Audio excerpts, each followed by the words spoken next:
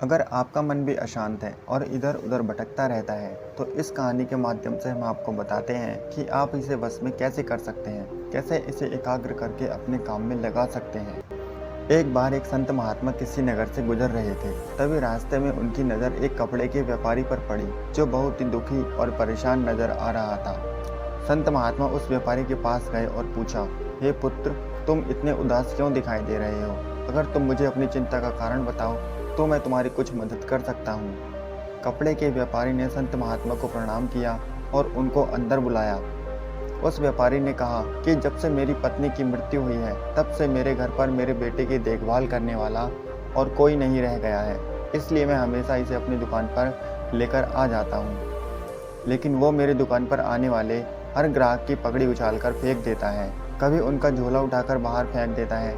मैंने उसे बहुत समझाया, डांटा भी, लेकिन वो समझता ही नहीं है। उसकी इन हरकतों की वजह से मेरे सभी ग्राहक खुद को अपमानित मानकर वापस चले जाते हैं। महात्मा बोले, मैं तुम्हारी सहायता कर सकता हूँ, पर तुम मुझे वचन दो, मैं जो कुछ भी करूँगा तुम उसमें दखल अंदाजी नहीं करोगे और ना ही तुम कोई प्रश्न करोगे। अगले दिन संत महात्मा एक पगड़ी पहनकर आए और एक ग्राहक की भांति आकर बैठ गए।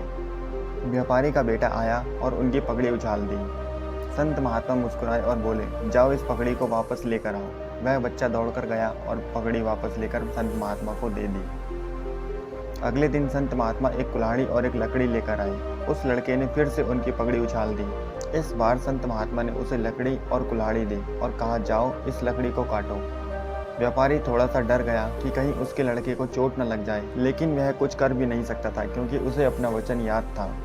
7 दिन तक संत महात्मा कोई न कोई नया काम लेकर आते और उस लड़के से करवाते। शीघ्र ही वह लड़का भूल गया कि उसे किसकी पगड़ी उछालनी है। व्यापारी बहुत खुश हुआ।